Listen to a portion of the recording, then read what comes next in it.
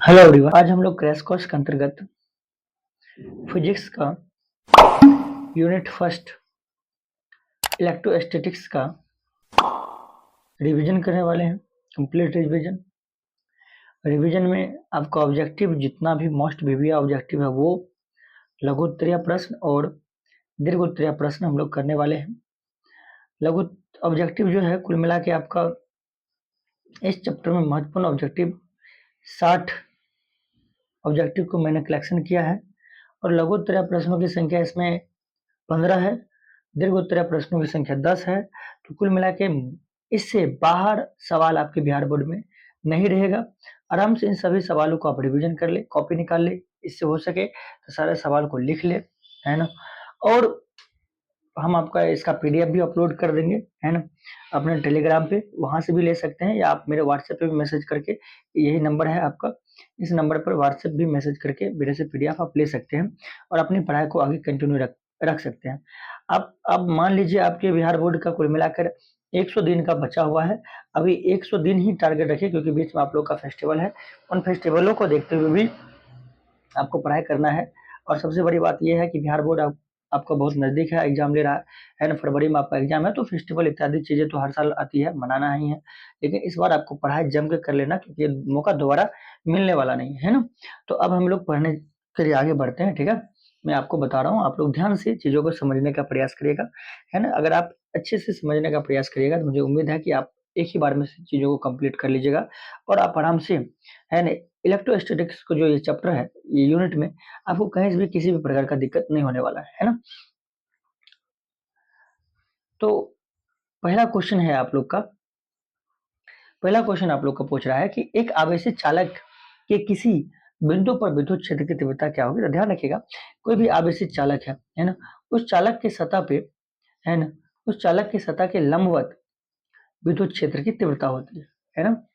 इसलिए ये होगा ऑप्शन करेक्ट। क्या होगा इसका, इसका ऑप्शन करेक्ट होगा आपका बी। ओके, तो चलिए सेकंड क्वेश्चन आपका आपसे पूछ रहा है कि निम्नलिखित में से कौन सी सदिश राशि है। तो ध्यान रखिएगा, सदिश राशि पूछ रहा है इसलिए इसका आंसर हो जाएगा आपका सी। यानी विद्युतीय क्षेत्र जो होता है वो एक सदिश राशि है, ठीक है ना। और विद्युतीय क्षेत्र में और बाद में कि इधर आवेश, धारिता और विद्युत धारा ये सभी की सभी अदिश राशि है। क्वेश्चन नंबर 3 आपसे पूछ रहा है और बहुत मोस्ट वीवीआई ऑब्जेक्टिव है ये। इन चीजों का आप ध्यान रखेंगे, है ना, इन चीजों का आप ध्यान रखेंगे। आपसे सवाल पूछ रहा है कि विद्युतीय क्षेत्र में किसी विद्युत द्विध्रुव को घुमाने पर किया गया कार्य क्या होगा। इसका आंसर हो जाएगा ए, W बराबर PE 1 माइनस cos थीटा। आप ध्यान रखिएगा, ये मोस्ट ऑब्जेक्टिव है। नेक्स्ट क्वेश्चन आपसे पूछ रहा है ना, कि कूलम्ब बल है। तो ध्यान रखिएगा, कूलम्ब बल जो है वो केंद्रीय बल भी है, विद्युत बल भी है, इसलिए इसका जो परफेक्ट आंसर हो जाएगा वो परफेक्ट आंसर हो जाएगा सी, दोनों, ए और बी दोनों, है ना। नेक्स्ट क्वेश्चन आपसे पूछ रहा है कि एक कूलम्ब आवेश बराबर होता है। ध्यान रखिएगा, एक कूलम्ब आवेश जो होता है वह 3 × 10⁹ इलेक्ट्रोस्टैटिक यूनिट इसके बराबर होता है। इसका करेक्ट आंसर हो जाएगा ए। नेक्स्ट क्वेश्चन नंबर 6 आपसे पूछ रहा है कि आवेश के पृष्ठ घनत्व का मात्रक क्या होगा। तो ध्यान रखिएगा, है ना, आवेश के पृष्ठ घनत्व आपसे पूछ दिया, हो सकता है आपसे पूछे आवेश के रैखिक घनत्व क्या होगा और आपसे ये भी पूछ दे कि आवेश का आयतन घनत्व क्या होगा। तो तीनों की चीजों को आप अच्छे से ध्यान रखिएगा। आप ध्यान रखिएगा कि रैखिक घनत्व को लैम्डा से हम लोग लिखते हैं।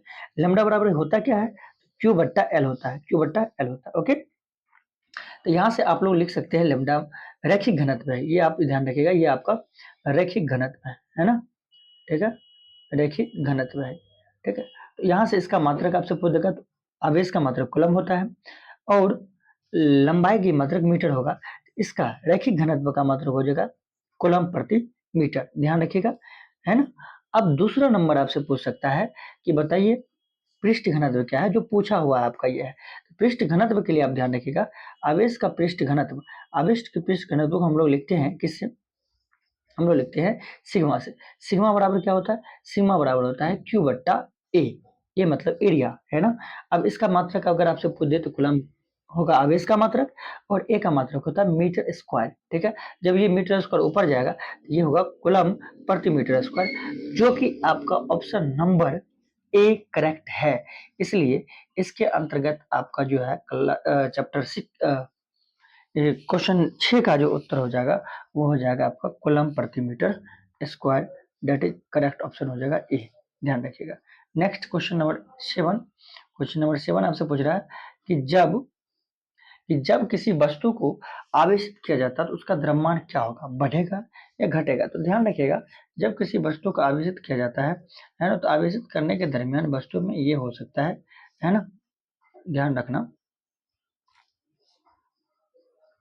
कि मान लीजिए ये कोई ऑब्जेक्ट है पहला और ये कोई ऑब्जेक्ट दूसरा है, ठीक है, इसको हम ए बोल लेते हैं, ये बी ऑब्जेक्ट है, ठीक है ना। अब ये ऑब्जेक्ट में अब इलेक्ट्रॉन की संख्या और प्रोटॉन की संख्या क्या होगी, बराबर होगी। अब इससे हो सकता है कि अगर मैं इलेक्ट्रॉन इसे निकाल के इसमें ट्रांसफर करूं, है ना, तो स्वाभाविक है कि इसमें इलेक्ट्रॉन की संख्या कमेगी और इसमें इलेक्ट्रॉन की संख्या बढ़ेगी। इलेक्ट्रॉन की संख्या कमने की वजह से प्रोटॉन की संख्या अधिक होगी, तो इस पर प्लस चार्ज होगा और इस पर क्या होगा, माइनस चार्ज हो जाएगा। ओके, अब सुनिए मेरी बात को ध्यान से।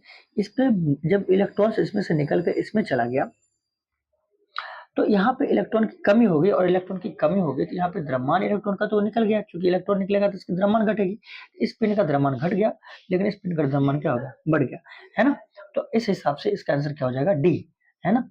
बढ़ भी सकता है और क्या होगा, घट भी सकता है। एक पिंड का द्रव्यमान बढ़ेगा, दूसरे क्या होगा, घटेगा, है ना। अब question number 8, okay, question number 8, question number 8, हाँ, क्वेश्चन नंबर 8 कह रहा है, ध्यान से सुनिएगा, कह रहा है कि विद्युत क्षेत्र की तीव्रता का मात्रक क्या होगा। ध्यान रखिएगा, विद्युत क्षेत्र तीव्रता ई बराबर होता है एफ बट्टा क्यू। ओके, एफ मतलब फोर्स, क्यू मतलब आवेश, है ना। तो क्या होगा इसका तीव्रता का मात्रक, विद्युत क्षेत्र तीव्रता का मात्रक, एफ मतलब न्यूटन, बल का मात्रक क्या होता है न्यूटन, और आवेश का मात्रक क्या होता है कूलम। तो न्यूटन प्रति कूलम होगा, तो न्यूटन प्रति कूलम ऑप्शन बी करेक्ट है आपका आंसर, इसलिए ध्यान रखिएगा 8 का उत्तर बी हो जाएगा। आइए सवाल नंबर आगे बढ़ते हैं, सवाल नंबर 9 पे आते हैं। 9 कह रहा कि एक चालक खोखले गोले के केंद्र पर आवेश क्या है, क्यू है। तो मान लीजिए कि ये रहा, है ना, इसके केंद्र पर जो आवेश होगा, इसके केंद्र पे आवेश आपका क्यू है। ओके, ठीक है, और टोटल चार्ज क्या है, शून्य है, जीरो है ना। तो बाहरी सतह पर क्या होगा, तो ठीक है, बाहरी सतह पर माइनस क्यू होगा, तभी तो प्लस क्यू और माइनस क्यू टोटली हमें क्या देगा, वैल्यू जीरो देगा, है कि नहीं। तो इसका आंसर क्या हो जाएगा, सी हो जाएगा। ओके, क्वेश्चन नंबर 9 खत्म है। क्वेश्चन नंबर 10, क्वेश्चन नंबर 10 बहुत ज्यादा वीवीआई मोस्ट वीवीआई क्वेश्चन है ना। इन चीजों का आप ध्यान रखिएगा, ये वीवीआई सवाल है। ओके,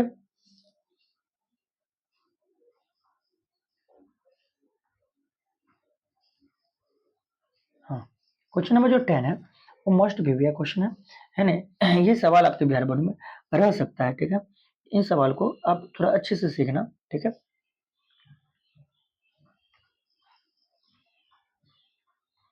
अब बात यह है कि आपसे सवाल कर रहा है कि यदि 1000 बूंद समान आकार के 1000 बूंद समान आकार के, ध्यान रखना कि बूंदों की संख्या इसने कितना कहा, इसने कहा 1000। ओके, 1000 बूंद समान आकार के हैं एवं जिनमें प्रत्येक की धारिता कितना है, धारिता ये दे रखा है आपका, ये धारिता है कितना, 5 माइक्रोफैराड। कुल मिलाकर मिलकर एक बड़ी बूंद बनाती है, एक बड़ी बूंद बनाती है। तो बड़ी बूंद की धारिता आपसे पूछ दिया, ठीक है।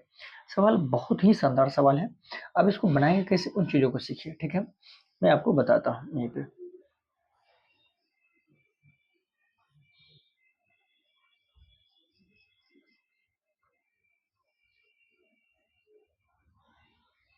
देखिए आपसे क्या कह रहा था, आपसे कह रहा था कि देखिए 1000, है ना, छोटा छोटा बूंद जो है 1000 छोटे छोटे बूंद को मिलाकर, है ना, 1000 छोटे छोटे बूंद को मिलाकर, ये मान लीजिए ये पूरा इस तरह से ये छोटा छोटा बूंद मिलाकर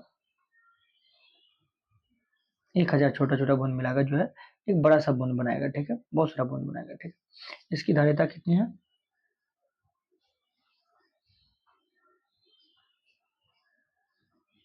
1000 बूंद मिलाकर समान आकार के, जिसमें प्रत्येक की धारिता कितना दे रखे, प्रत्येक की धारिता देखिए 5 माइक्रोफैराड। और आपसे पूछे बड़े बूंद की धारिता क्या होगी, ध्यान से सुनिएगा, ठीक है। आपसे क्या पूछा, बड़े बूंद की धारिता क्या होगी, है ना।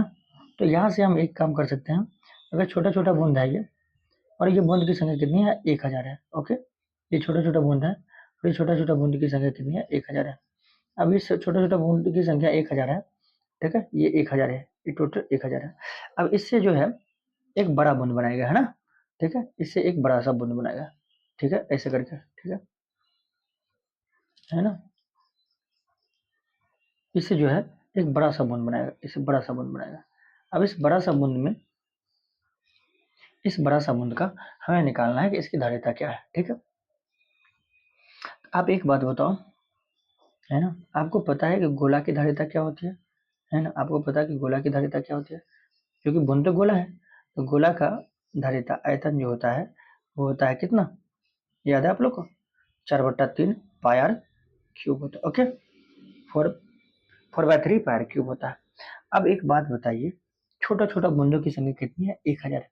तो छोटा छोटा बूंदों की संख्या मतलब 1000 बूंद जो है, मतलब एक बूंद का धारिता कितना है, 4/3 पाई आर क्यूब, है ना, ये बराबर होगा, ये बराबर होगा, है ना, ये बराबर होगा बड़ा सा बूंद के, बड़ा सा बूंद मतलब कितना, 4/3 पाई बड़ा आर क्यूब, है ना, इतना के बराबर होगा।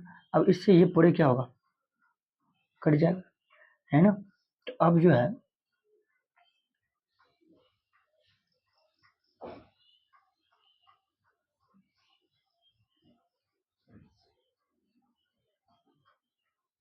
अब क्या बचेगा, आपको पता है कि यहाँ से ये कट जाएगा, तो कटने के बाद जो बचेगा,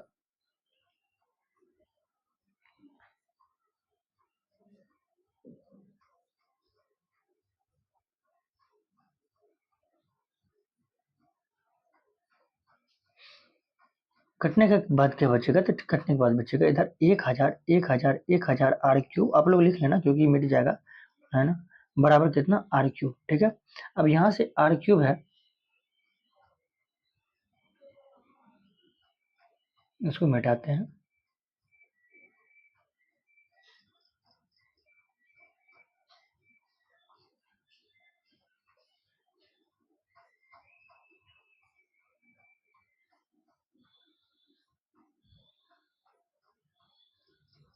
ओके। यहाँ से तब क्या होगा, तो बड़ा सा आर क्यूब बराबर हो जाएगा 1000 1000 छोटा आर क्यूब, ठीक है, छोटा सा आर क्यूब। तो यहाँ पे आर होगा क्यूब रूट 1000 1000 आर छोटा सा क्यूब, ठीक है।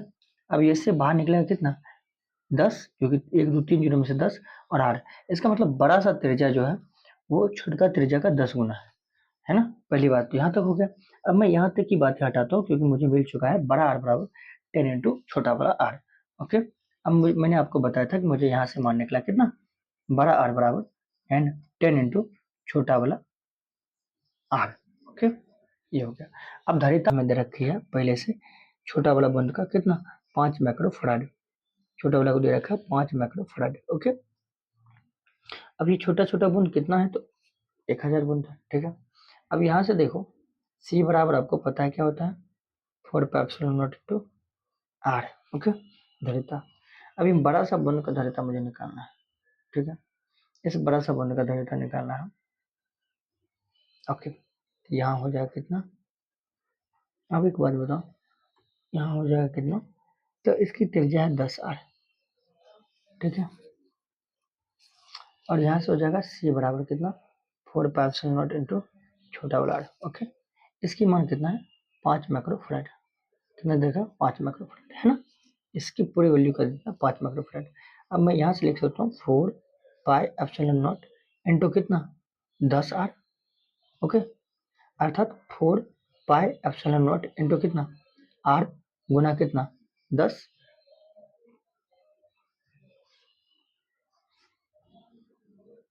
इंटू आर गुना कितना, 10, इसकी वैल्यू कितना है, 5, तो 5 गुना 10 मतलब कितना, 10 पचे 50 माइक्रो फराड, इसका आंसर कितना हो जाएगा, 50 माइक्रो फराड, ठीक है, 50 माइक्रो फराड, ये 50, ठीक है, ये इसका आंसर हो जाएगा 50 माइक्रो फराड। अब देख लेते हैं इसका ऑप्शन कौन सा है, इसका ऑप्शन है ए, ओके, इसका आंसर हो जाएगा ए, 50 माइक्रो फराड। चलिए नेक्स्ट सवाल कितना है, सवाल नंबर 11 आपसे पूछ रहा है कि यदि, सवाल नंबर 11 आपसे पूछ रहा है कि यदि दो सुचालक गोलों अलग अलग आवेशित करने पर परस्पर क्या हो जाता है, जोड़े जाते हैं, ठीक है, मतलब दो गोला है ना, और इसको परस्पर जोड़ देते हैं, ठीक है, जोड़ने पर इसका क्या होगा, इसका क्या होगा वो पूछ रहा है। ध्यान रखिएगा इसका क्या होगा, इसका आवेश संरक्षित रहेगा, दोनों का आवेश संरक्षित रहेगा, लेकिन ऊर्जा संरक्षित नहीं रहेगा, है ना, इन चीजों को ध्यान रखिएगा। इसका करेक्ट आंसर हो जाएगा बी। सवाल नंबर 12।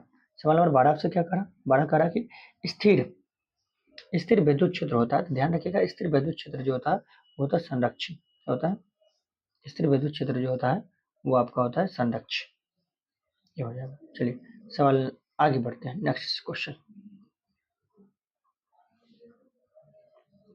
क्वेश्चन नंबर 13 कह रहा है आपसे कि प्रभावी प्रभावी धारिता 5 माइक्रोफैराड है, प्राप्त करने के लिए आपको सिर्फ सिर्फ 2 फराड के कम से कम कितने संधारित्र की आवश्यकता पड़ती है। तो देखो ये बहुत ही ज्यादा मोस्ट वीवीआई सवाल है, तो आप इसमें मोस्ट वीवीआई लगा लो क्योंकि आपके एग्जाम में पूछेगा, ठीक है, आपके एग्जाम में पूछेगा।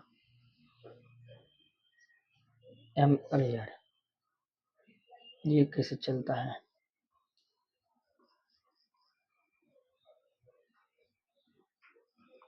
तो ये आपका सवाल जो है वो MVVI है, ठीक है, मोस्ट वीवीआई, इस चीज को ध्यान रखिएगा। ओके चलिए नेक्स्ट देखते हैं, ठीक है। अब देखो इस सवाल को क्या करना है, इस सवाल को हमें बनाना है। ओके ठीक है, ये सवाल क्या कह रहा है कि 5 माइक्रोफैराड का यानी कितने संधारित्र हम लोग लेंगे जिसकी जो है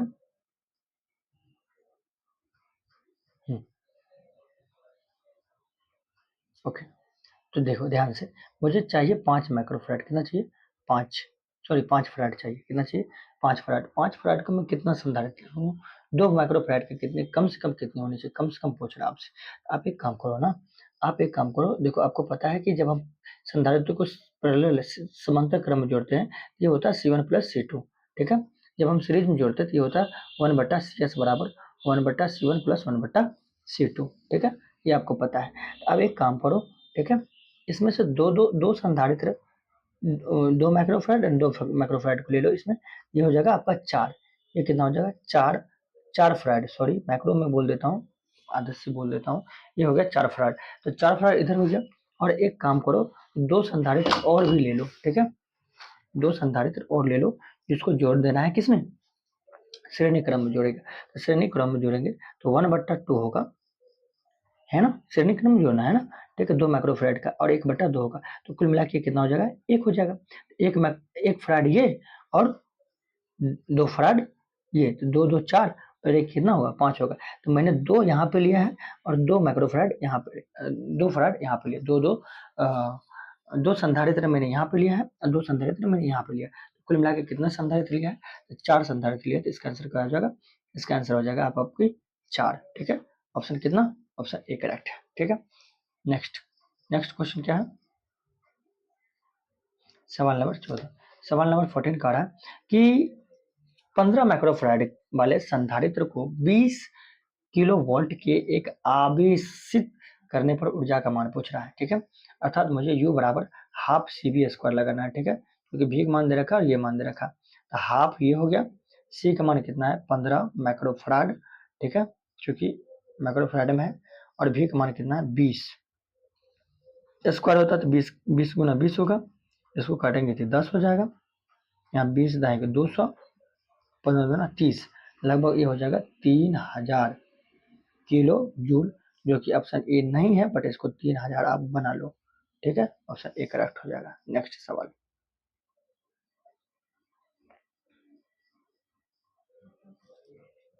चलो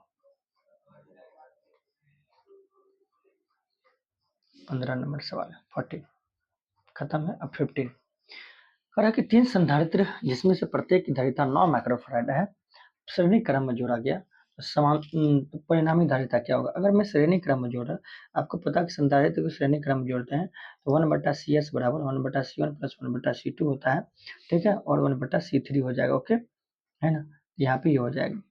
अब मुझे जोड़ना है कितना, 9 है ना, सवाल में कितना दे रखा है, 9 दे रखा है, ठीक है, कितना दे रखा है 9 माइक्रोफैराड दे रखा है, तो यहाँ से CS बराबर क्या हो जाएगा, CS बराबर 1/9 प्लस 1/9 प्लस 1/9, तो कितना हो जाएगा, एलसीएम होगा तो 9, 1 प्लस 1 प्लस 1 अर्थात 3/9, 3 दिया 9, है ना, तो CS कितना हो जाएगा, CS होगा 3, ठीक है, ध्यान रखिएगा इसका उत्तर कितना हो जाएगा 3, ऑप्शन ए करेक्ट।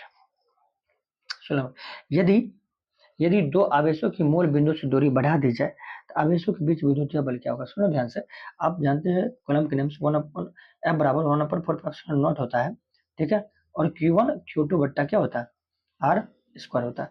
अब कह रहा है कि आवेश, ये दोनों आवेश की दूरी बढ़ा दी जाए, तो स्वाभाविक है कि दूरी बढ़ेगा, है ना, दूरी बढ़ेगा मतलब ये बढ़ेगा, तो दूरी बढ़ेगा तो बल क्या होगा? बल घटेगा, है ना, क्योंकि दोनों का व्युत्क्रमानुपाती है ना। एफ क्या होता है? एफ होता है व्युत्क्रमानु कितना? 1/r² का। ये बढ़ेगा, ये क्या होगा? घटेगा, इसलिए इसका आंसर होगा बी, घटना। चलिए, विद्युत फ्लक्स का क्या मात्रक होगा? विद्युत फ्लक्स का होगा न्यूटन मीटर स्क्वायर प्रति कूलम्ब स्क्वायर, है ना। विद्युत फ्लक्स फाई बराबर आपको पता है ना, E इंटू डेल्टा एस होगा, और गॉस का नियम से अपने फाई बराबर पर रखा है Q बट्टा एप्सिलॉन नॉट, ये भी ध्यान रखिएगा, ओके, है ना। अगर विद्युत चुंबकीय का पूछ देगा तब वेबर लिखिएगा, बट यहाँ पे इसका आंसर क्या होगा? इसका होगा न्यूटन मीटर स्क्वायर प्रति कूलम्ब स्क्वायर, और वेबर किसका होता है? ये चुंबकीय फ्लक्स का होता है, ओके, चुंबकीय फ्लक्स का मात्रक, ठीक है। चलो आगे बढ़ते हैं। सवाल नंबर 18 देखो, तो सवाल नंबर 18 कह रहा है, यदि 2 कूलम्ब आवेश को एक बिंदु से दूसरी बिंदु तक ले जाने में कार्य कितना है? 20 जूल है ना। कार्य कितना कर रहा है? ये 20 जूल कार्य कर रहा है, और आवेश कितना? इतना है। तो दोनों के बीच जो विभवांतर है वो विभवांतर कितनी है ना। तो आपको पता है कि V बराबर आपने पढ़ रखा है W/Q होता है, ठीक है। तो यहाँ पे 20 जूल कार्य है और आवेश कितना? 2 है, तो कटेगा तो कितना बचेगा? 10 बचेगा, तो ये हुआ 10, ठीक है। इसका आंसर कितना हो जाएगा? इसका आंसर हो जाएगा आपका 10A, ठीक है। नेक्स्ट सवाल नंबर 19, ठीक है। दो विद्युत क्षेत्र रेखा एक दूसरे को किस कोण पे काटती है? काटती नहीं है, ठीक है, ऑप्शन डी हो जाएगा। चलिए, पराविद्युतांक, धातु का पराविद्युतांक कितना होता है?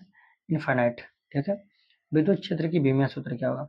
अब लो, विद्युत क्षेत्र के बारे में आपको पता है कि E बराबर कितना होता है? F/Q होता है, ठीक है। अब F का विमा क्या होगा? ML/T-2 होगा, ठीक है, और आवेश का कितना होगा? AT होगा। इस हिसाब से ऊपर जाएगा तो ML T दो एक कितना हो जाएगा? 3 हो जाएगा, और A-1 हो जाएगा। देख लो, ML T-3 और A-1, ऑप्शन ए करेक्ट है, ओके। आगे देखो, सवाल नंबर 22, द्रव की एक बूंद को आवेशित करने पर सिकुड़ने की प्रवृत्ति क्या होगा? अगर द्रव का एक बूंद है, चलो द्रव है ये, है ना, द्रव का एक बूंद को आवेशित करेंगे, सिकुड़ने की प्रवृत्ति क्या होगी? बढ़ेगी, है ना, सिकुड़ने की प्रवृत्ति क्या होगी? बढ़ेगी। अच्छा, आवेशित करेंगे तो मान लीजिए इस पे क्या होगा? प्लस चार्ज होगा। आवेशित करेंगे इस पे क्या होगा? इस पे प्लस चार्ज होगा या माइनस चार्ज, जो भी होगा। अब प्लस प्लस चार्ज जो है इसको क्या करेगा? रिपेल करेगा, एक दूसरे को धक्का मारेगा। अब धक्का मारने की वजह से इस डायरेक्शन में इसका क्या लगेगा? फोर्स लगेगा। तो फोर्स लगेगा कि ये क्या होगा? ये ये तो फैलेगा ना, है ना। तो फैलेगा तो सिकुड़ने की प्रवृत्ति तो घटेगी इसकी, है ना, सिकुड़ तो रही नहीं, है ना। एक द्रव एक बूंद को आवेशित करने पर सिकुड़ने की प्रवृत्ति क्या होगी? है ना, सिकुड़ने की प्रवृत्ति घटती है, क्योंकि ये फैलती है, सिकुड़ती नहीं है, बल्कि ये क्या होती है? फैलती है, ठीक है। तो फैलेगी तो सिकुड़ने की प्रवृत्ति घटेगी। ये हो गया 22 नंबर। अब आते हैं अगला 23 नंबर। एक बंद पृष्ठ के अंदर एक विद्युत द्विध्रुव स्थित है, बंद पृष्ठ से निर्गत कुल फ्लक्स कितना होगा? तो बंद पृष्ठ है ना, बंद पृष्ठ, ओके, एंड द्विध्रुव है, ठीक है। बंद पृष्ठ से निर्गत कुल फ्लक्स कितना होगा? एक बंद पृष्ठ से के अंदर एक विद्युत द्विध्रुव स्थित है, बंद पृष्ठ से निर्गत विद्युत फ्लक्स कितना होगा? अरे भाई 0 होगा, ठीक है। इसका आंसर क्या हो जाएगा? 0 हो जाएगा, ध्यान रखना, ठीक है, 0 हो जाएगा। आगे बढ़ते हैं। क्वेश्चन नंबर कितना? 24, यदि किसी खोखले गोलियां चालक को धन आवेशित किया जाए, है ना, तो उसके अंदर विभव क्या होगा? ध्यान रखिएगा, इस तरह का सवाल आपके बहुत ही ज्यादा बिहार बोर्ड के लिए इंपॉर्टेंट है ना। इस तरह का सवाल बिहार बोर्ड निश्चित रूप से आपके एग्जाम में पूछता है। इसका होगा धनात्मक और समान होगा, ठीक है, ऑप्शन बी करेक्ट है। चलिए, क्वेश्चन नंबर 25 को हम लोग देखते हैं। कह रहा है कि एक इलेक्ट्रॉन और एक प्रोटॉन के एक दूसरे को समीप लाएंगे, तो बताइए इसकी निकाय का ऊर्जा क्या होगी? तो आपको पता है कि यू बराबर आपने पढ़ रखा है ना, यू बराबर पढ़ रखा है क्या चीज?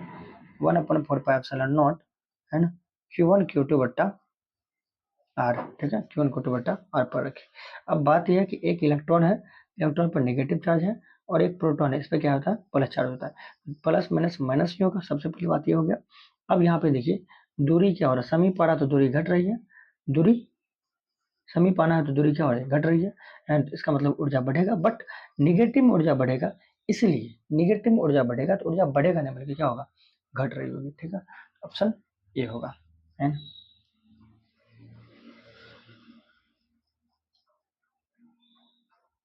एक इलेक्ट्रॉन दूसरे इलेक्ट्रॉन को की और लाने पर, मतलब नजदीक लाने पर उसकी ऊर्जा क्या होगी, तो आप ध्यान रखिएगा। इसमें इसमें क्या होता है, इसमें इलेक्ट्रॉन, अब ये देखिए यू बराबर होने पर 4 पाई एप्सिलॉन नॉट है ना, Q1/Q2 क्या होगा, R। ठीक है, अब ये भी इलेक्ट्रॉन है और ये भी इलेक्ट्रॉन है, इलेक्ट्रॉन पर वैसे भी चार्ज 1.6 × 10⁻⁻⁻ का कितना होता है, 19 कूलम होता है। ठीक, ये भी नेगेटिव, ये भी नेगेटिव, नेगेटिव नेगेटिव हमें रिजल्ट क्या मिलेगा, पॉजिटिव मिलेगा। ओके, तो यहाँ पे दोनों पॉजिटिव मिला। अब क्या हो रहा है, इसको घटा रहे हैं, इसको घटा रहे तो ये बढ़ रहा है, किसमें बढ़ रहा है, पॉजिटिव में बढ़ रहा है, पॉजिटिव में बढ़ रहा है तुम्हारा बढ़ेगा, इसलिए इसका आंसर क्या होगा, बी बढ़ेगी। एक धन आवेश को निम्न विभव के क्षेत्र से उच्च विभव की क्षेत्र की ओर ले जाया जाता है, आवेश की स्थिति ऊर्जा क्या होगी। अब देखो ध्यान से, हमने आपको क्या बताया है कि आप पढ़ रखे हैं क्या चीज, अभी देखो आवेश ये सी बराबर है ना, या क्यू बराबर हाफ सी वी स्क्वायर आपने पढ़ रखा है। ठीक है, आपने पढ़ रखा है सी बराबर, एक धन आवेश को निम्न विभव क्षेत्र से हम लोग कहाँ ले जा रहे हैं, उच्च विभव क्षेत्र की ओर ले जा रहे हैं। आपसे पूछ रहा है कि ऊर्जा क्या होगी, यू बराबर आपने पढ़ रखा है हाफ सी वी स्क्वायर। ठीक है, अब देखो ध्यान से, यू और भी जो है वो सीधा समानुपाती है, ओ भी स्क्वायर है ना, तो ऊर्जा जो है विभव को कम से बेसी में ले जाएंगे तो विभव का मान बढ़ेगा, ऊर्जा का मान क्या होगा, बढ़ेगा, इसलिए ऑप्शन क्या हो जाएगा, इसलिए इसका ऑप्शन जो है ऑप्शन ए करेक्ट हो जाएगा। 27 को उत्तर क्या हो जाएगा, ऑप्शन ए करेक्ट हो जाएगा। आइए सवाल आगे बढ़ते हैं।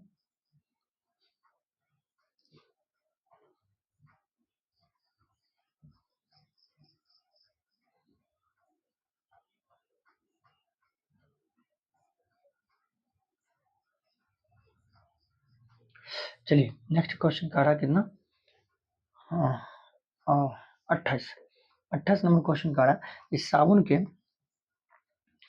के बुलबुले को कुछ नेगेटिव चार्ज दिया जाता है, इसकी त्रिज्या क्या होगी, बढ़ेगी। देखो ध्यान से, है ना, ये साबुन के बुलबुले हैं। ठीक है, मैं इस पर क्या करता हूँ, नेगेटिव चार्ज देता हूँ। ठीक है, पूरे नेगेटिव चार्ज देने की वजह से इसमें रिपल्सन होगा। ठीक है, एक दूसरे को और दूर भागेगा, दूर भागेगा तो यहाँ प्रेशर बढ़ेगा, है ना, और यहाँ प्रेशर बढ़ेगा, ये क्या होगी, ये फैलेगी, और फैलेगी तो त्रिज्या क्या होगी, बढ़ेगी, इसलिए ऑप्शन बी करेक्ट। 29 समविभवी पृष्ठ, है ना, समविभवी पृष्ठ जो है एक इलेक्ट्रॉन को एक बिंदु से दूसरे बिंदु तक विस्थापित करती है। बताइए कार्य क्या हुआ, तो ध्यान रखिएगा समविभवी क्षेत्र में विभव होता है समान, है ना, अर्थात V1 माइनस V2 घटाएंगे तो बराबर जीरो हो जाएगा। अब जब जीरो हो जाएगा तो आपने पढ़ रखा है V बराबर W/Q, है ना, और मुझे कार्य पूछ रहा है तो W बराबर क्या होगा, Q/V। अब V ही जीरो है तो टोटल वर्क क्या हो जाएगा, जीरो हो जाएगा, इसलिए कोई कार्य नहीं होगी, और यहाँ पे होगा ऑप्शन डी करेक्ट होगा। ऑप्शन डी मतलब क्या, ऑप्शन डी मतलब कोई कार्य नहीं होगा। ओके, आगे 30 नंबर सवाल आपसे पूछ रहा है, यदि समरूप विद्युतीय क्षेत्र x दिशा में हो विभव क्या होगा, तो ध्यान रखिएगा, अगर आपसे x दिशा में ये बोल रहा है ना, डायरेक्शन ध्यान रखिएगा, ये x बोल रहा है, उत्तर x छोड़कर जो होगा वही होगा। ठीक है, x छोड़कर जिसमें x नहीं है तो इसमें x है, इसमें x है, तो ये दोनों नहीं होगा, बल्कि क्या होगा, b होगा, y और z तल होगा। ठीक है, आइए 31 नंबर खड़ा, आवेशित खोखले गोलाकार चालक के केंद्र पर क्या होगा, आवेशित खोखले गोलाकार चालक, आवेशित खोखले गोलाकार चालक के केंद्र पर क्या होगा, देखिए ये है, ये गोलाकार है, आवेशित है। ठीक है, चार्ज चार्ज इस पे है। अब पूछ रहा है कि इसके केंद्र पर क्या होगा, इसके केंद्र पर विद्युत क्षेत्र जीरो होगा, ई का मान जीरो होगा, बट भी का मान जीरो नहीं होगा, इस बात को ध्यान रखिएगा, है ना। आपके एग्जाम में मोस्ट भी सवाल है, विभव शून्य गलत बात है, विद्युत क्षेत्र तथा दोनों ये भी गलत है, ये भी गलत है, विद्युत क्षेत्र शून्य होगा, विभव नहीं, ऑप्शन सी करेक्ट है। ओके, चलिए सवाल नंबर यहाँ तक हो गया। ओके, 32 डिवाई किसका मात्रक है, ध्यान रखिएगा, डिवाई जो है वो डिवाई आपका मात्रक है विद्युत द्विध्रुव आघूर्ण का। ठीक है, विद्युत द्विध्रुव आघूर्ण का, है ना। ठीक है, मैं आपको एक बात बताऊं, ठीक है, आप जानते हो विद्युत द्विध्रुव आघूर्ण। ठीक है, यहाँ पे मैं मान लेता हूँ ये यहाँ पे चार्ज है प्लस का क्यू, यहाँ पे चार्ज है माइनस क्यू। ठीक है, यहाँ से लेकर यहाँ तक के बीच की लंबाई को हम लोग तो डायपोल लेंथ 12 बोलते हैं, तो पी बराबर क्या होता है, क्यू इंटू 12 होता है। ठीक है, इसका एक मात्रक और भी होगा, कूलम कूलम मीटर, क्या होगा? कूलम मीटर, ठीक है। और आखिर में बताएंगे सीजीएस मात्रक में स्टेट कूलम्ब सेंटीमीटर, है ना, ठीक है। बट अन्य मात्रक क्या होता है? डिवाई होता है। अन्य मात्रक क्या होता है? डिवाई होता है, इसलिए इसका आंसर क्या हो जाएगा? डिवा किसका मात्रक है? विद्युत द्विध्रुव आघूर्ण का, ठीक है। मैं आगे बढ़ता हूँ। 33 नंबर आपसे सवाल पूछ रहा है कि विद्युत क्षेत्र ई और भी के बीच क्या संबंध है। तो देखिए, ई और भी के बीच जो संबंध होता है उसको हम लोग बोलते हैं विभव प्रवणता, ठीक है। ग्रेडियंट बोलते हैं, विभव प्रवणता बोलते हैं। तो क्या संबंध होता है? इसके बीच संबंध होता है ई बराबर माइनस का डीवी बट्टा डी आर, या फिर आर नहीं तो एक्स, ठीक है। तो ये हो जाएगा माइनस का डीवी बट्टा D R. Okay, option A correct है। मैं आगे बढ़ूं, चलो 34 नंबर आप देखिएगा जरा ध्यान से कि एक समान विद्युतीय क्षेत्र में द्विध्रुव के विक्षेपण में किया गया महत्तम कार्य आपसे पूछ रहा है। महत्तम कार्य डेट इज डब्ल्यू बराबर आपने पढ़ रखा है ना, डब्ल्यू बराबर आपने पढ़ रखा है, क्या चीज? डब्ल्यू बराबर पीई 1 माइनस कॉस थीटा। अब देखो कॉस थीटा 180 होगा, है ना, तो 180 का मान माइनस होता है, ठीक है। तो डब्ल्यू बराबर क्या होगा? पीई इंटू 1, और कॉस 180 की जगह पर माइनस, तो माइनस माइनस प्लस हो जाएगा, एक एक दे मतलब 2 पीई होगा। इसका आंसर क्या हो जाएगा? इसका आंसर हो जाएगा ए, 2 पीई। अगला सवाल आपसे पूछ रहा है एक प्रोटॉन को एक वोल्ट विभवांतर से त्वरित किया जाता है तो इसकी ऊर्जा क्या होगी? तो इसकी ऊर्जा भी होगी 1 वोल्ट इलेक्ट्रॉन वोल्ट। ऑप्शन कितना? Option B correct. Question number 36, बहुत इंपॉर्टेंट सवाल है 36 नंबर, ये भी आपके एग्जाम में पूछा हुआ है, ठीक है। कह रहा है कि किसी बिंदु एक्स वाई जेड मीटर में है, विद्युत भी का मान दे रखा है हमको 4x², और आपसे पूछा है कि बताइए बताइए कि बिंदु 1 मीटर एक्स है, ये वाई 0 है, जेड कितना है? 2 है। तो विद्युत क्षेत्र क्या होगा? तो ये एक्स एक्सिस के बारे में दे रखा है, तो मैं यहाँ पर इसका डिफरेंशिएशन कर देता हूँ, एक्स के सापेक्ष डीवी बटा डीएक्स हो जाएगा, और 4 दूना कितना? ये तो इधर आएगा, तो 4 इसको पावर को पीछे करते, पावर में से 1 घटाते, 4 दूना कितना हो जाएगा?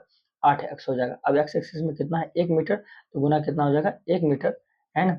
8 × 1 मतलब 8x आएगा। अब चूंकि है किस डायरेक्शन में? धनात्मक है, ऑप्शन बी करेक्ट होगा। ओके, नेक्स्ट सवाल है 36, खत्म। 37 करा कि विद्युत द्विध्रुव के अक्षीय तथा निरक्षीय तीव्रता का अनुपात आपसे पूछा है। तो ध्यान रखिएगा, ये बराबर आपको पता है अक्षीय के लिए, मैं एक्सियल की बात करता हूँ। अक्षीय के लिए क्या होता है? ये होता है 1/4πε0, याद है ना आप लोग को?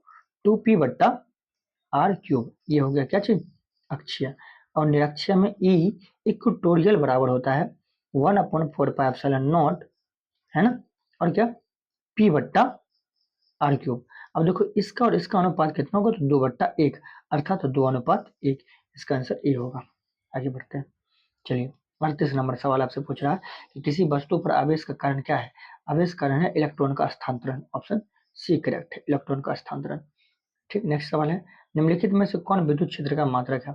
विद्युत क्षेत्र का मात्रक पूछ रहा है। आप जानते हैं विद्युत क्षेत्र में ई बराबर आपने पढ़ रखा है, ओके, ई बराबर आप पढ़ रखे हैं, क्या चीज? F/Q, एक तो न्यूटन प्रति कूलम, ऑप्शन ए हो जाएगा। अच्छा, इस हिसाब से तो ऑप्शन ए ही करेक्ट है, लेकिन एक ये होता है विभव प्रवणता में माइनस का डीवी बटा डी आर, इसके हिसाब से वोल्ट प्रति मीटर भी होगा, तो यहाँ पर तो हालांकि नहीं है, अगर होता तो बी भी सही होता, तब इसका आंसर सी होता, लेकिन अभी का आंसर क्या होगा? ए होगा। आगे बढ़ते हैं, दो संधारित्र जिसमें प्रत्येक की धारिता सी है श्रेणी क्रम में जोड़ेंगे, समतुल्य धारिता पूछा, 1/CS बराबर 1/C प्लस 1/C हो जाएगा, एलसीएम लेंगे सी हो जाएगा, 1 + 1 मतलब कितना? 2/C। जब CS हम लिखेंगे तो ये सी ऊपर जाएगा, 2 नीचे आएगा, अतः C/2, तो जो आंसर है वही होगा C/2, ऑप्शन सी। यदि यदि कई संधारित्र उपलब्ध हो तो उनके समूहन के से उच्चतम धारिता प्राप्त करने के लिए उसे जोड़ना चाहिए।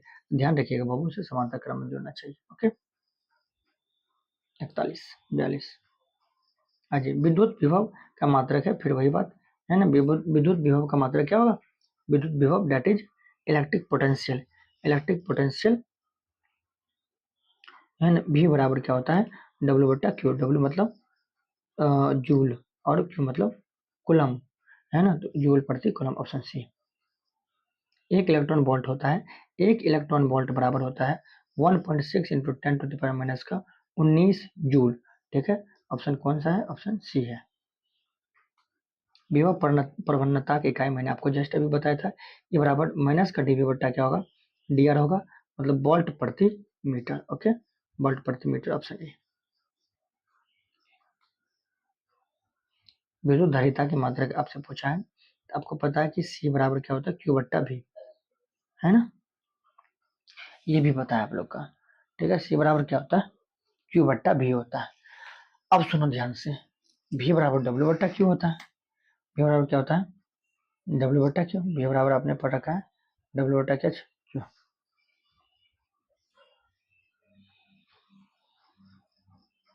अब यहाँ से मैं इसको लिखता हूँ, क्यू ऊपर हो जाएगा, डब्ल्यू बट्टा क्या हो जाएगा, क्यू, फिर ऊपर जाएगा तो ये हो जाएगा क्यू, दो बार क्यू स्क्वायर बट्टा कितना, डब्ल्यू। अब क्यू का क्या होता है, एटी होता है, एटी का क्या हो जाएगा, स्क्वायर, और डब्ल्यू क्या होगा, अरे रुक जाओ यार, M L two T minus two, इस हिसाब से ये एम ऊपर जाएगा, एम माइनस वन होगा। ओके, एल माइनस टू हो जाएगा, ठीक है ना, और टी ये जो माइनस दो है, और वो दो ऊपर में प्लस है, तो ये तो माइनस दो ऊपर जाएगा तो प्लस हो जाएगा दो, तो ये चार हो जाएगा। ओके, चार हो गया तो माइनस का 12, और यहाँ पे ए स्क्वायर होगा तो ए स्क्वायर हो जाएगा, माइनस का 12 42, माइनस का 12, माइनस का 12 ये और 42 ये, ऑप्शन सी करेक्ट। ठीक है, ध्यान रखिएगा, ऑप्शन सी करेक्ट। सवाल नंबर आ जाते 36, सॉरी, सवाल नंबर हम लोग आ जाते 46। एक समान विद्युत क्षेत्र ई में रखे विद्युत द्विध्रुव पी को 90 डिग्री पर घुमाने पर कार्य क्या होगा। आपको पता है कि आप जानते हैं, कार्य पूछा है ना, और 90 डिग्री पर घुमाना है। ठीक है, आपने डब्ल्यू बराबर पर रखा पी ई वन माइनस क्या चाहिए, कॉस थीटा। कॉस 90 रखेंगे तो कॉस 90 का वैल्यू 0 होता है, वन माइनस 0 मतलब 1, that is P E, option B. एक गोलाकार एक गोलाकार चालक चालक की त्रिज्या कितनी है, 9 मीटर है। इसकी धारिता तो सी बराबर आप पढ़े, 1/4 नहीं, 4 इंटू आर। ठीक है, अब इसकी कितना होता है, 1/9 गुना 10 पावर 9। ओके, आर कितना है, 9, तो 9 से 9 कटेगा, ऊपर जाएगा तो प्लस का 9 बचेगा, तो ऑप्शन ए।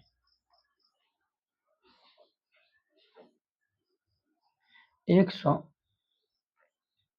100 माइक्रोफैराड धारिता वाले संधारित्र का 10 वोल्ट तक आवेशित करने पर संचित ऊर्जा, आपने यू बराबर हाफ सी बी स्क्वायर लगा लो, तो हाफ सी बी, सी का मतलब 100 फराड और 10 इंटू 10, ठीक है, और हाफ भी है तो 1/2 होगा, इससे कटेगा तो ये बचेगा 5, 5 1 2 3 0 मतलब 5000। 5000 को हम लोग लिख सकते क्या चाहिए, 5 गुना 10 पावर 3। इसमें तो नहीं दे रखा है, इसका मतलब ये उत्तर होगा, बट ये प्लस में होगा। ठीक है, आगे आते हैं, 1 मिनट, नो नो, ध्यान से सुनिए, इसमें एक चीज तो मैं बताना भूल गया, माइक्रोफैराड है ना, तो आप इसको लिख सकते हो क्या, यू बराबर हाफ सी बी स्क्वायर, है ना, तो 100 फराड है तो 100 गुना माइक्रोफैराड को अति मतलब फराड में 10 पर माइनस का 6 हो जाएगा, और ये 10 वोल्ट है तो 10 इंटू 10। ओके, बट हम हाफ सी बी स्क्वायर था तो हाफ ये भी है, इससे कटेगा तो 5 बचा। अब ये कितना हो गया, 5 1 2 3 0, तो 10 पावर 3, और 10 पावर ये 6 है माइनस का, 6 में से 3 जाएगा, 3 बचेगा, ऑप्शन ए करेक्ट सही है, भारी मिस्टेक हो जाता।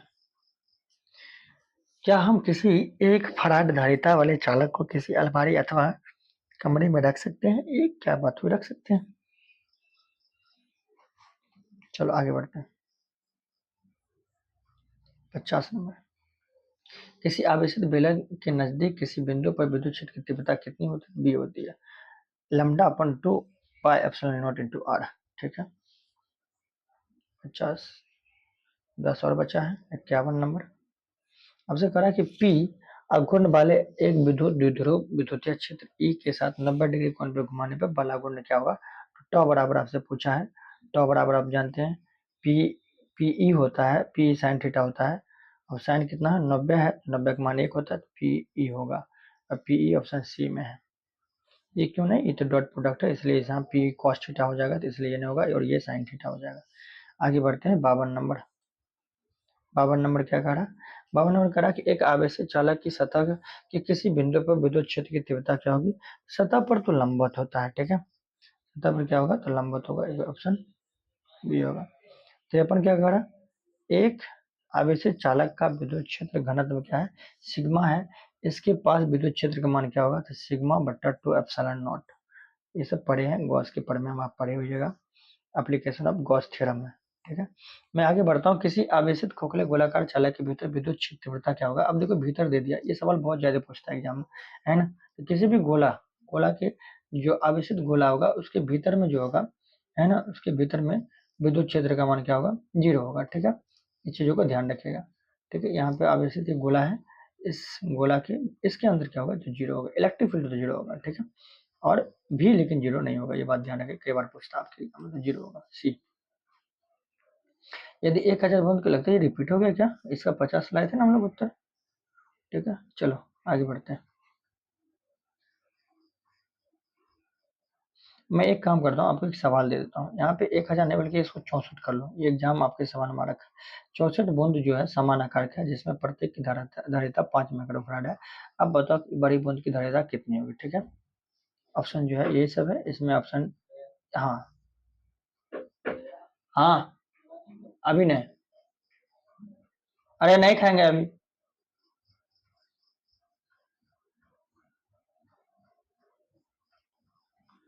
अगला सवाल, अगला सवाल कह रहा है इस समान धारिता के 3 संधारित्र को श्रेणी क्रम में जोड़ते तुल्य 6 माइक्रोफैराड है, यदि समांतर क्रम में जोड़ा जाए तो कितना होता है? सुनो ध्यान से। अगर मैं इस धारिता को मतलब जोड़ रहा हूँ किसमें? श्रेणी क्रम में, तो 1/cs बराबर 1/c और 1 क्या होता है? सी होता है, ठीक है। तो ये कितना है? 6 माइक्रोफैराड है ना। ये 6 दे रखा है। अभी एलसीएम ले लेते हैं, 1 2 3 सी ऊपर 3 हो जाएगा, 1 2 3, और ये है कितना? 6 है। तो रुक जाओ, 1/cs बराबर इतना। अब मैं पूछूंगा सी एस कितना है? तो सी एस है 6, तो यहाँ से हो जाएगा सी एस बराबर कितना? c/3। अब सी एस बराबर, सी एस का मान देखा 6 माइक्रोफैराड, 6 बराबर सी बट्टा कितना हो जाता? 6/3 है, ठीक है। अभी छतरी का कितना हो जाएगा? अरे यार काटेंगे कैसे, गुना हो जाएगा। तो सी का मान कितना होगा छतरी का? 18 माइक्रोफैराड। कितना होता? 18 माइक्रोफैराड। और इसको जोड़ना किस में है? तो जोड़ना है समांतर में, और तीन को समांतर में जोड़ते, तीन को समांतर में जोड़ते, तो एक का तो मान 18 है, तो तीन को अगर मैं समांतर में जोड़ूं तो 3 सी बराबर, इसमें सी पी बराबर सी वन प्लस सी टू प्लस सी थ्री होता है। 18 प्लस 18 प्लस 18, 18 दिया कितना? 54। इसका कितना आएगा? 54 माइक्रो फराड आंसर, ओके। इसलिए ऑप्शन क्या हो जाएगा? सी। चलो आगे बढ़ते हैं। 57, 10 माइक्रो फराड धारिता वाले संधारित्र 5 वोल्ट आवेशित किया जाता है, तो बताइए आवेश क्या होगा? आवेश पूछा है ना। तो सी बराबर क्या होता है? क्यू बट्टा भी, ओके। यहाँ से क्यू का मान निकाल लीजिए, तो भी सी हो जाएगा, या सी इंटू भी हो जाएगा, ओके। आप देखो ये कितना है? तो 5, और ये कितना है? तो 10 माइक्रोफराड, है ना। 10 इंटू 10 पर माइनस का 6 होगा, क्योंकि फराड बदल दीजिएगा, तो ये हो जाएगा 10 25 50 इंटू 10 पर माइनस 6, ऑप्शन बी। समांतर प्लेट संधारित्र के प्लेटों के बीच परावैद्युत डालने पर संधारित्र की धारिता क्या होगी? तो घटेगी, ध्यान रखिएगा, क्या होगी? घटेगी। धारिता क्या होगी? घटेगी। क्यों? क्योंकि जब हम इसमें दे देंगे, किसी ऐसे चीज को लेके दे देंगे, इसमें विद्युत क्षेत्र क्या हो जाएगा? इसमें विद्युत क्षेत्र बनना कम हो जाएगा, तो कम हो जाएगा, धारिता घटेगी।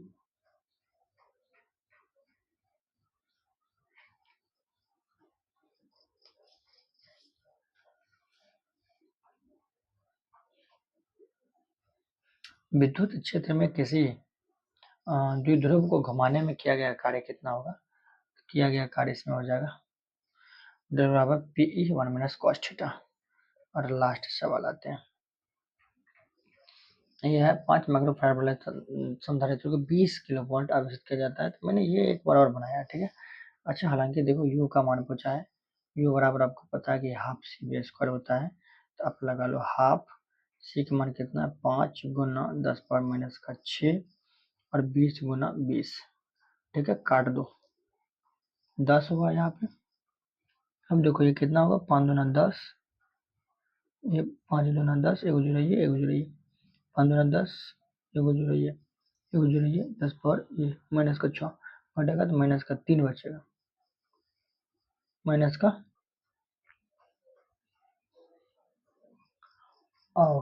किलो वोल्ट है ना, 1 किलो वोल्ट को बदलेगा तो 1000 इंटू 1000 हो जाएगा। नहीं, उत्तर तो किलो वोल्ट में दे रखा, उत्तर किलो वोल्ट में दे रखा है, तो ठीक है, देख लो। ये होगा कितना, यू बराबर हाफ सी बी स्क्वायर। ठीक है, ये हाफ ये हो गया, सी का मान 5 माइक्रोफैराड है और ये भी का मान कितना 20 गुना 20। ठीक है, ये काटो 10 और 5 दूना 10, 10 1000 और चूंकि किलो किसमें दे रखा, किलो जूल हो जाएगा। और इसमें उत्तर नहीं है क्या, उत्तर तो है ही नहीं।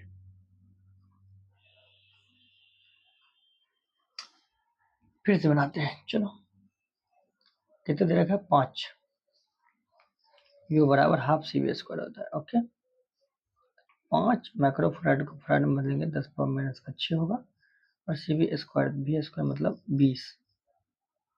क्योंकि किलो जूल में दे रखा है तो मुझे नहीं लगता इसके ज़्यादा कुछ बदलना पड़ेगा, तो 20 गुना 20 हो जाएगा। ठीक है, अब हाफ छूट गया क्या, 5 इसको 2 से काटेंगे, ये 10 हो जाएगा। अब देखो ध्यान से, ये 5 5 दूना ये कितना होगा 10, पहली बात, एक जीरो ये वाला है, एक जीरो ये वाला है। ठीक है, 1000 और इसको फरार में नहीं बदले तो किलो 1000 तो है ही ना ऑप्शन में, इसको और करते हैं 10 पर माइनस का 6।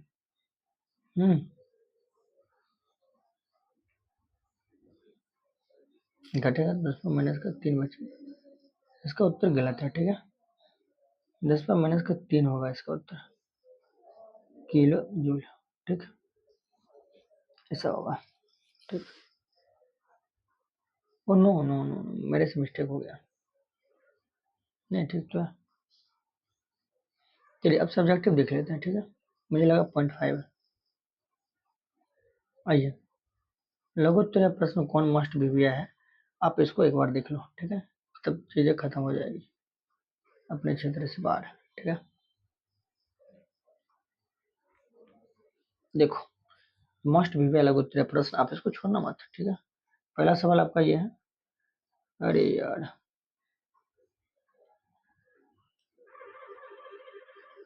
पहला सवाल ये है, विद्युत फ्लक्स को परिभाषित करें, ऐसा मात्रक लिखिए। दूसरा सवाल आपका एग्जाम के लिए बहुत ही ज्यादा विविया है, वो ये है कि विद्युत द्विध्रुव आघूर्ण को परिभाषित करें, इसका ऐसा मात्रक लिखिए, ये हो गया। तीसरा सवाल आपसे आप पूछ रहा है कि विद्युत क्षेत्र की तीव्रता से आप क्या समझते हैं, इसका ऐसा मात्रक लिखिए, बहुत ज्यादा विविया सवाल है।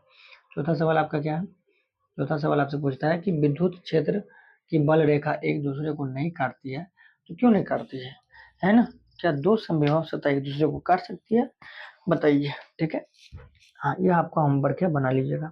पांचवा सवाल कर रहा है विद्युत आवेश का दो मौलिक गुण लिखें। ठीक है, छठा सवाल आपसे पूछ रहा है आवेश के संरक्षण से आप क्या समझते हैं, आवेश के संरक्षण से आप क्या समझते हैं। छठा सवाल आपसे है आवेश के संरक्षण से आप क्या समझते हैं, बहुत ज्यादा, ये सातवां तो और भी ज्यादा भी है। कहा कि आवेश के क्वांटमीकरण से आप क्या समझते हैं, तो ये भी बहुत ज्यादा ध्यान से सवाल आप बना लीजिएगा। ठीक है, अगला सवाल करा कि आवेश के रैखिक घनत्व और पृष्ठ घनत्व और आयतन घनत्व के बारे में बताइए और इसके ऐसा मात्रा लिखिए, ये भी बहुत ज्यादा मस्ट भी सवाल है, तो इसको भी देख लीजिएगा। फिर मैं नया सवाल की बात करूं। ठीक है, नेक्स्ट सवाल की बात करूं, 9 नंबर का आ रहा है कि मुक्त आकाश में विद्युतशीलता की मात्रा और विमा सूत्र लिखे, तो ये भी देख लीजिएगा। 10 नंबर सवाल विद्युत क्षेत्र की तीव्रता और विभव के बीच अंतर, जो आपने अभी से बहुत सारे बार देखा है, ए बराबर माइनस का डीवी बट्टा डी आर प्रूव करने के लिए कहा रहा। ओके, आगे बढ़ते हैं।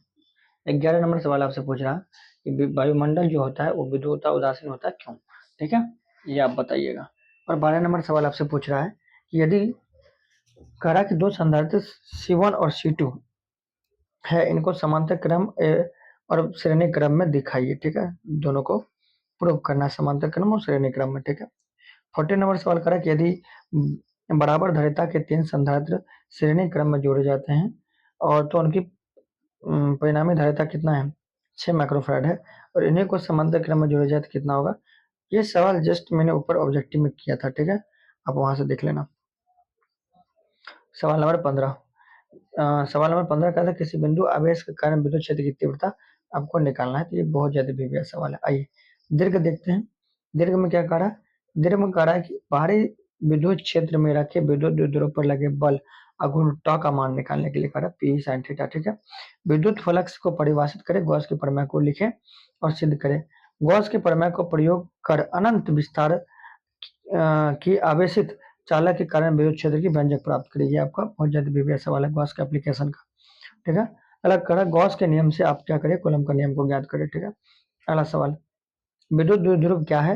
विद्युत द्विध्रुव के कारण किसी बिंदु पर विद्युत क्षेत्र विद्युत विभव का व्यंजक प्राप्त करना भी बराबर, ठीक है ना।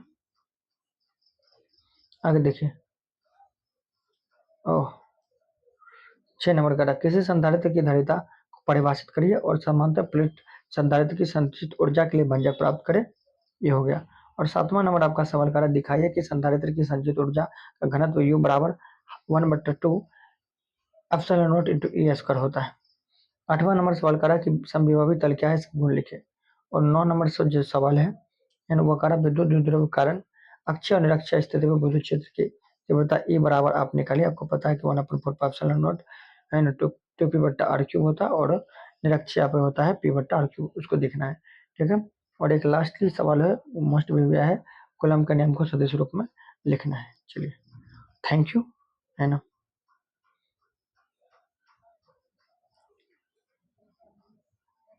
आई होप ये वीडियो आपको काफ़ी हेल्पफुल मिलेगी, तो थोड़ा सा आप सब्सक्राइब कर लीजिए, इस तरह की इन्फॉर्मेटिव वीडियो आपको आती रहेगी, है ना। बेल आइकन दबा लीजिए और लाइक कर दीजिएगा, जिससे हमको मोटिवेशन मिलेगी। और चाहिए कि आपको आगे किसी टॉपिक को लेकर क्या चीज़ का दिक्कत है, तो आप बता दीजिएगा, मैं उस टॉपिक पे वीडियो बना दूंगा। Thank you again.